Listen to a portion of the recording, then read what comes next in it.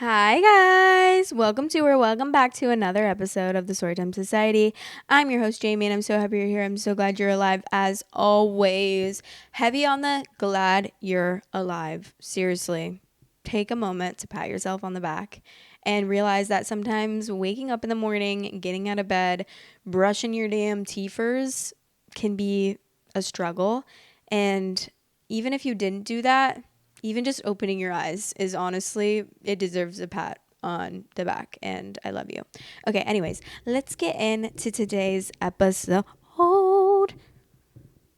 The theme of the episode today, we haven't done this theme in a while, okay? But like sometimes there's just not enough stories to make a whole episode. But we found a couple today, and they are neighborhood drama or neighbor drama. So let's get into it. The title of this is My Neighbor Keeps Trying to Break Into My Apartment. So here's a fun little mystery from my building. Every single day, morning and evening at 5 a.m. and again at 10 p.m. like clockwork, my neighbor tries to open my apartment door with the handle, like it's his. No key, just a firm jiggle jiggle of the handle before he realizes it's not opening and casually walks away. For context, I'm a 22-year-old woman living alone. He's probably in his 50s or 60s. Not super chatty, talks to himself a lot though. Like full conversations, alone. Also, and I swear I'm not making this up, when he leaves his own apartment, he closes the door and then rings his own doorbell. Every time. No one ever answers. I have so many questions. At first thought, I thought, an honest mistake, right? But the thing is, he's been living here longer than I have, so he should know which door is his, right? But we are now weeks into his daily routine. Sir, I promise you, this has never been your apartment. It wasn't yesterday, it won't be tomorrow, and yet he persists. Like maybe one day the stars will align and suddenly the door will open and he'll walk into a parallel universe or something. I've decided to slip a polite little note into his mailbox, something friendly but clear just to say, hey, please stop trying to open my door. Thanks. Maybe that will be the end of it. Or maybe he'll just start knocking for good measure. Who knows? I'm considering leaving a note on the door, a sign, something like, still not your door, champ, or just embrace the chaos and start waving through the peephole every time he tries. Has this happened to anyone else? Am I starring in someone's confused sitcom without knowing? Guys, okay. I literally have no idea what's going on, but this is my prediction, okay? I got through this halfway through this story just now, and I was like, ding. It sounds like he might have OCD. Like, because isn't that so super common in OCD where it's like every day around the same time you have a certain routine where you have to do something? So he might feel like he has to jiggle your handle like 3 times, knock on your door 3 times, ring the doorbell, and that's like his like routine. I'm just putting it out there. I don't know, but that is like what it's sounding like, honestly, because for me it doesn't sound like he's trying to think that it's his apartment, and it doesn't sound like he's trying to like break in and get ya. Like it doesn't sound like he's trying to get ya, you know? It sounds like he literally just like needs to do it for his own mental. But we'll see. Okay, some comments. Someone says, my question is, where in the heck is he going where he leaves at 5 a.m. and doesn't return until 10 p.m.? OOP said, I wonder the same thing, and it's every single day, even on weekends. Then someone said, why are you leaving a note? Talk to the guy. Oh, I would be scared. OP said, maybe because I don't want to get assaulted in case he has bad intentions. I don't think that's the case, but you can never be 100% sure. So yeah, just protecting myself. I'd rather not end up murdered at 22, LMAO. No T. Don't ever confront someone in person. Like, seriously, don't do that. Okay. Wait. Oh my God. Someone else said, report it. He could have OCD problem or other mental illnesses. I didn't even see that comment. I feel like I might have cracked the code before I even know what the code is. Okay, someone said, never mind, sorry. What? Hello? Sorry. I'm not okay. Update 3 days later. Well, folks, we've had progress, maybe, sort of. Here's what happened. After my last post, I left a little note in my neighbor's mailbox. Friendly tone, but clear message. I then proceeded to live my quiet little life until the next day when, plot twist, he knocks on my door. At the exact moment I hear knocking, I think it's him. Call it female intuition or whatever. So I open my door, I smile, say hi like everything's all right. I'm a nice neighbor, you see. He asks me if I'm the one who put a note in his mailbox and then proceeds to tell me very insistently that it's not him. Not once, not twice, but multiple times, like a gaslighting remix on loop. I tell him I hear his door open, and then a few seconds later, my handle wiggles. He smiles, shakes his head, and says, "Nope, wasn't him." So I play it cool and drop a casual, "It actually wakes up me and my boyfriend." Because, hey, being a woman living alone next door to a strange door enthusiast doesn't feel amazing. Still, he denies everything. So in the name of peace and survival, I smile. I'm the nice neighbor here, remember? Say, I must have made a mistake. Hope he doesn't mind, and I'm really sorry for the trouble. And close the door. I then proceed to check my locks. Not once, not twice. Honestly, I lost count. And just a quick note for those worried about my safety. I see you, protective internet strangers. I have 2 locks and a chain on the door, and I never forget to lock it.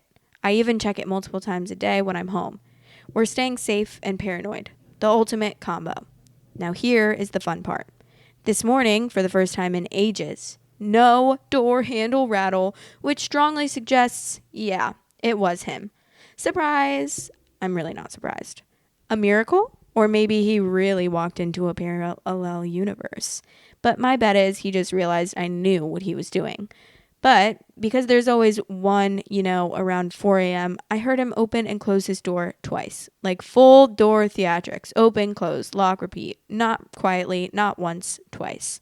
So while he's no longer touching my door, for now, let's make a bet. How long will it last? I'm taking guesses.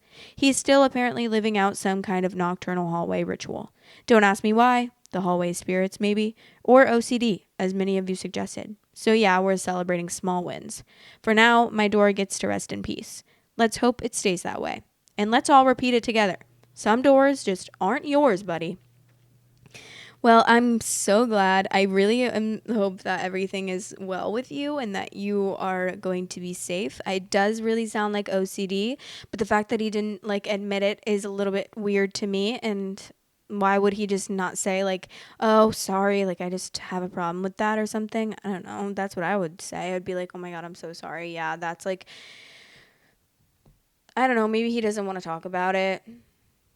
I guess that could also be the case, but just saying no. I mean, at least he stopped doing it though. Maybe he was just embarrassed to say anything and he just wanted to be like, "No, that's not me," because he's embarrassed by it.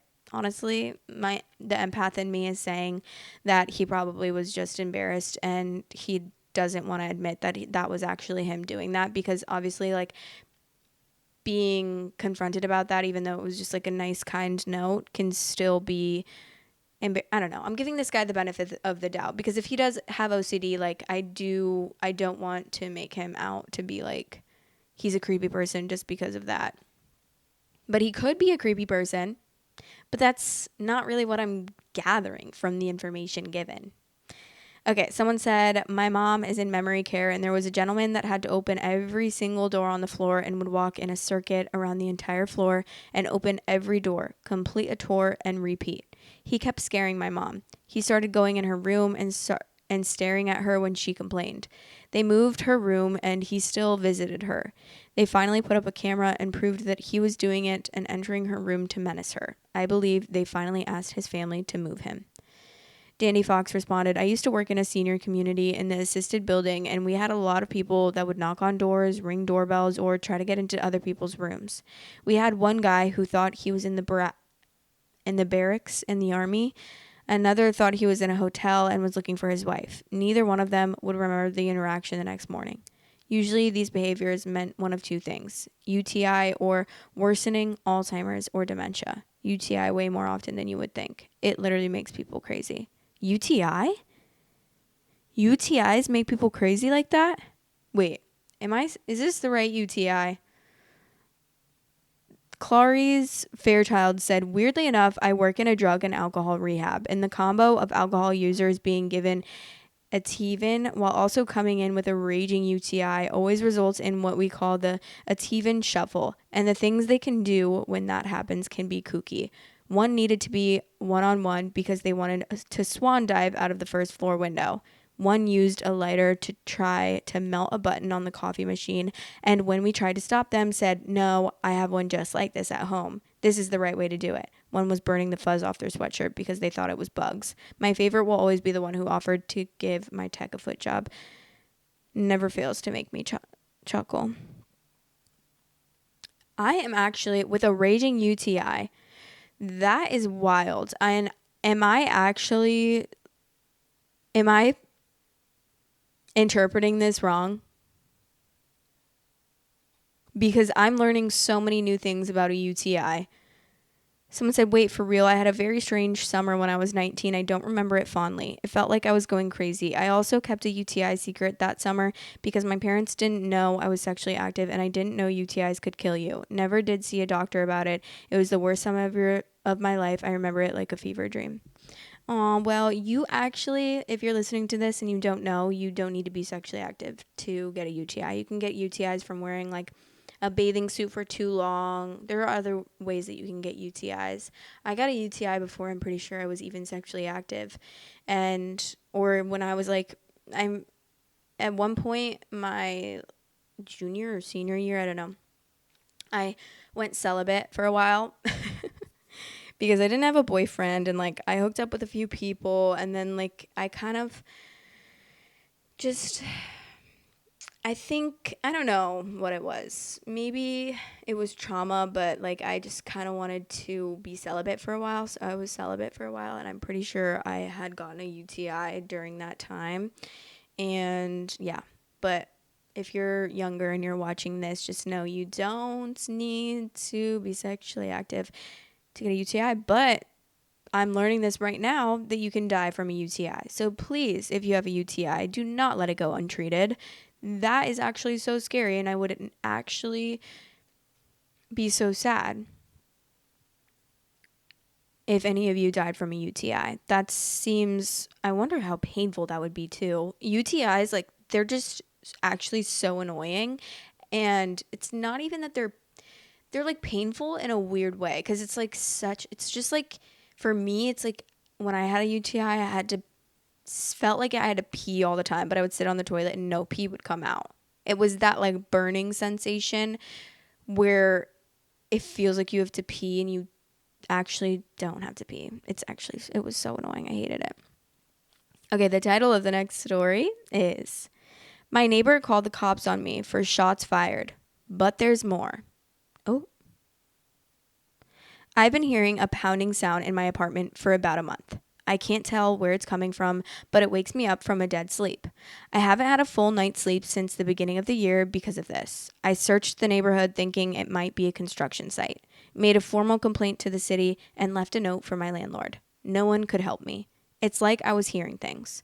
One night I was going to bed and the sound reemerged. Losing my sanity, I banged as hard as I could on the wall and floor and shouted, "What is that effing sound?" About 3 minutes later, I was being held at gunpoint by the police in my boxers, completely in shock. It turns out my neighbor called shots fired on me. Once they searched my house and realized I had no weapons and couldn't possibly have fired a gun that didn't exist, they asked me what was going on. I told them what I told you, and they took me in handcuffs to the psych ward for evaluation. After about 7 hours of giving blood, urine, and convincing a psychologist that I am not a threat to society, they released me. When I got home, the sound was in full force. Now that I'm thinking I'm crazy and hearing things, I decided to gather as much evidence as possible before making accusations. Last night, the noise was so loud that I could tell it was coming from the neighbor who called the cops on me. Now, I think she might have done it on purpose to retaliate against me. My question, am I overreacting, or do I have a legit grievance and that needs to be addressed? What are my options? I'm from Denver, Colorado. Okay. That does sound like that's what's happening, but that's crazy to be using resources to retaliate against your neighbor because they're mad that you're being loud and they bang on your floor or your wall or whatever, and you're gonna call the cops on them, and you like waste of resources. First of all, lady, who did she say this was like an old lady? I don't know what he said, but that is so scary. Oh my God. No, poop would come out of my boxers at that point. If the cops were holding me at gunpoint, sorry to be graphic, but poop would be running down my leg. Like, I'd be actually so scared. Relevant comments. Do you have any recordings of the sound? I was thinking that as well, because that's a very easy way to get proof that that's happening. OP said, I did take a recording last night, and I think because of the low frequency of the sound, my phone didn't do it justice. On the recording, it sounds like white noise with a slight pulsing sound in the background. I played it for my sister, and she said she could barely hear anything. But when she played it to my younger nephew, he said he could hear what sounds like a washing machine in the background, which is exactly how I have described the sound. Swamp Barber said, can you put the sound file into Audacity and remove the sound of the white noise to get just the low frequency sound separated? Also, what age are you, and do you have any history of mental illness in your family? It doesn't really sound like that's the case, but it's best to look at all the possibilities. OP said, I'll try that. I keep telling people that the mic in your phone is designed to pick up voices, not low frequency pounding noises, and they look at me like I'm crazy. I definitely have mental health issues in my family, but mostly just depression and anxiety. The idea that it's mental is absolutely on the table for me. I will not deny it. However, up until this point, all of my friends, coworkers, and family would tell you that other than some depression issues, I am of sound mind. Well, I hope that's really the case, because obviously, like, that would be really awful if he were to be having those issues and, like, he was hearing noises and stuff. But I feel like I don't know. I'm just a little bit confused. Maybe the neighbor really did think that the shots were fired, and maybe she, like, has no idea that he can hear the pounding noise. Maybe it's actually, like, her washer or dryer and it's banging up against the wall or something, and they're just, like, both innocent bystanders to the situation. You never know. You never know. This guy making the suggestion to do all of this stuff, like, that's a great suggestion, but how? How do I put the file into Audacity and remove the sound of white noise to get the low frequency sound separated? No, I wouldn't know what to do.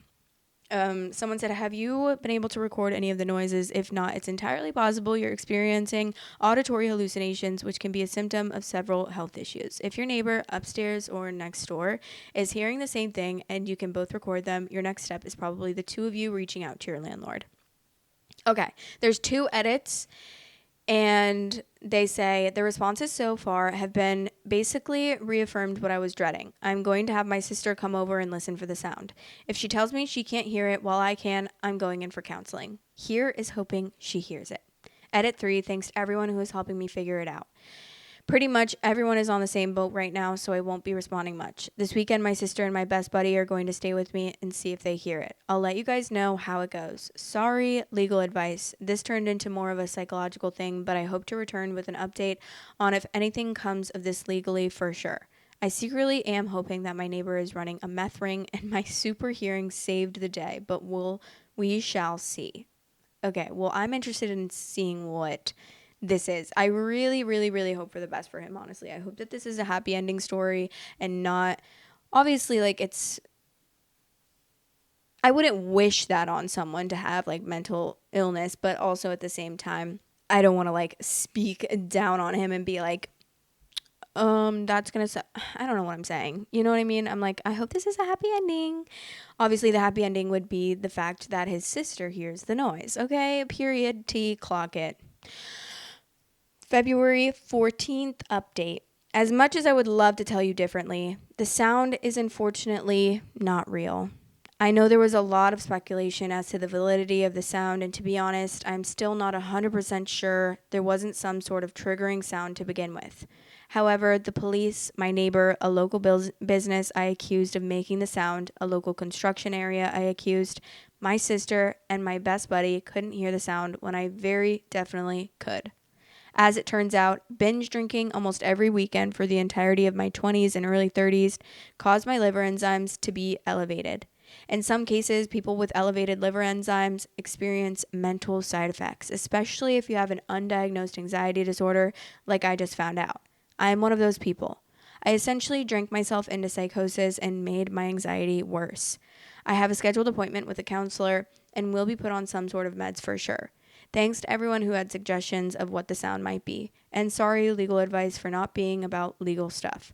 I truly felt like I had been swatted, but it turns out I'm just a little messed up in the head, and it was probably for the better. Edit, if only you guys could see the comments coming in. Your faith in humanity would be restored. Lots of love from total strangers and people who have experienced the same sort of thing. Don't be afraid to talk about mental illness, people. We all have downtimes, and it's nothing to be ashamed of. Isolating yourself and ignoring it is literally the worst thing you can do. It took 5 cops with guns pointed at my chest to learn that lesson. Don't be like me. If you want extra content weekly, head over to patreon.com/storytimesociety and become a member on there for extra content. Love you. Oh, well, I'm really glad he's getting help. Obviously, that's not the outcome that he wanted, and that's not the outcome I wanted for him, but there is obviously light at the end of the tunnel. That's kind of what I was trying to say before. Like, there's always hope. Obviously. I need to look up another word for obviously, because I always say obviously, and it's like, girl, stop saying obviously, please. Obviously, stop saying obviously. Yeah, definitely don't be afraid to talk about mental illness. I'm so, so glad that mental illness is like so much more common to be spoken about, because it's like, I know that you like, wait, before I was born, obviously, and like, you know, in the 90s, in the early 2000s, was like very taboo to talk about. And even when I was growing up, even when I was in high school, like immediately and obviously like I was a young kid, but I even had like my own prejudgment. What's the word? Like I had my own, I don't know. I immediately would think like something bad when mental illness would be talked about, or like even when I was diagnosed and the doctors had told me that it's in my family, it runs in my family. My mom was diagnosed with anxiety. My dad has anxiety and depression, and he actually, yeah, all that. I'm not gonna like, I was about to say something personal, but I'm not gonna like spew out his fucking medical info right now. Sometimes I forget that I'm talking to the internet and anyone could hear. Obviously, it's not that big of a deal, but I don't want to like spew out his information. But yeah, obviously that is something that runs in my family. And when I went to the doctor because I was having a hard time, they were saying that's a possibility for me. I could have depression, anxiety, or both. And I immediately was like, like, I'm going to be honest and don't think this way anymore, obviously. But I had grown up thinking like bad things and not learning correctly about it, clearly not being educated about it. I didn't even know my mom or my dad struggled with that. Like it wasn't something talked about, which I definitely think it should have been something more normalized and talked about in my family, especially if people in my family were struggling with it. And I thought differently after my doctor told me that. I was like, wait, my mom has anxiety and my dad like has depression and anxiety, and it just gave me like this thought in my head of them being like different and not like ew or anything. It's just, I don't even know how to explain it. But that was just such a big thing growing up. It was like so taboo to be talked about, which obviously is why I had no clue. And like I had so many people around me struggled with like mental health. My sister has BPD, and I grew up around her, a lot of like episodes with her and a lot of dark and very deep things that happened with her when I was growing up. And as a little girl, like seeing certain things that I saw was really scary. Like as a 7-year-old, a 10-year-old, like I experienced a lot with her. And I think if I were more educated, and I think if my family were more open about it, which I'm not saying it's my family's fault, it's definitely like it's society's fault for making it a taboo subject. And it should be more encouraged to, because so many people live with mental illnesses and are too discouraged or feel ashamed to speak about it, and you shouldn't feel ashamed to speak about it. I'm open and honestly not like proud. I'm not like, ooh, yeah, everyone should have depression and anxiety, woohoo, but I'm like open and I'm proud of like to talk about it. I'm proud that sorry, not me tearing up. I'm proud that I got through the struggles that I have been through, and I'm proud of anyone who has gotten through struggles of any mental illness. And yeah, I don't know why that just made me like tear up, because it is a hard thing to deal with, and I obviously don't wish that on anyone. It's sometimes can feel extremely discouraging, and it can feel like there's absolutely no way out of a situation. But now that my eyes are opened and like I have gotten help for it, I feel like I can help other people to know that there is hope and that there is a light at the end of the tunnel for people, even though obviously other people struggle with way more extreme mental illness cases than I do. And sometimes I feel like me speaking about my depression and anxiety, because I just have like, I don't know. I kind of compare my own struggles with other people, because obviously people struggle so much more than me. And do you know what I mean? Sometimes I feel like a little bit, I don't know if it's guilty talking about it, because I'm like, I feel bad speaking about issues that I've had when other people have had such stronger and more complicated, extreme cases and have dealt with so much more than I have, if that makes sense. But obviously my struggles are just as valid as any others, and if you feel the same way as I sometimes do, your struggles are also just as valid and your feelings are valid. But yeah, I don't know why I just went on a rant about that, and I literally cried. Like, calm down. See, I think the more and more you guys watch me and the more like comfortable I get, the more you'll see how much I actually cry, because I already cried multiple times today. This morning I saw a video on TikTok of a little deer with her two babies, and she was taking her babies to see this girl that like lives near the woods or whatever. I don't know what I'm saying, but I literally cried at that. And I'm like, why am I crying at this at 8 a.m.? Why the hell am I crying? I'm crying at so much stuff. Yesterday, I forgot how much Grey's Anatomy makes me cry. I was watching Grey's Anatomy because I haven't watched it in a few years, but I watched up until season like 18, 19 probably. So I started season 19. I don't know if I've watched it or not. I can't. There's so many damn seasons of that show, but immediately crying. 2 minutes in, 3 minutes in, 4 minutes in, 5 minutes. Like, I was like, oh my God, now I remember why, like, I kind of slowed down watching this show, because it's emotional turmoil. And I cry so much. If I see one person cry, if sad music comes on for 1 second, I cry. I cry for ice cream. Okay? Ice cream for ice cream. Immediately, I also wanted to talk about, because I just ended filming. Okay, my computer just died mid me trying to talk about something, because I just ended filming a video, and at the end I had seen a entry that made me upset, and so I vented to you guys about it, because you guys know sometimes I do that.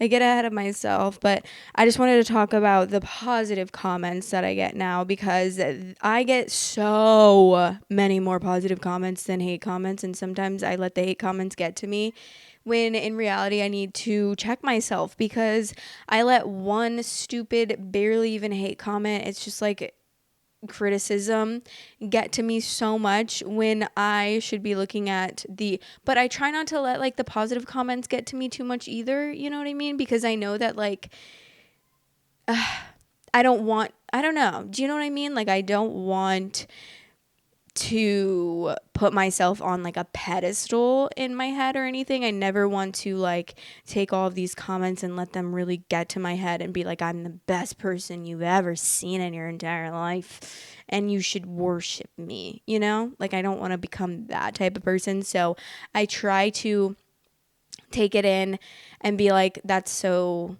kind, and I appreciate the kind comments so much. Obviously, like, they make my day, but it's so crazy how much I let the negative comments affect me so much more than the positive comments, and I get 99 positive comments and one hate comment out of 100, and it's just like, that's how our brains work. And sometimes I just have to take a step back and be like, girl, just please calm down. My cat's been meowing this whole entire episode. I really hope you can't hear it, but she's so sad she can't be in here with me.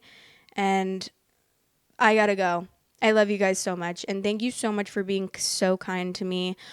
I love you all entirely too much. And I appreciate you so much for supporting me in any way possible. Literally couldn't do this without you. And I'll always show my gratitude towards you. I love you. Bye. Storytime Society is now available on all listening platforms. If you are on any of those listening platforms, I would really appreciate it if you rated me 5 stars. Thanks for all the support. Love you guys. Thanks for watching. Please like, comment, and subscribe.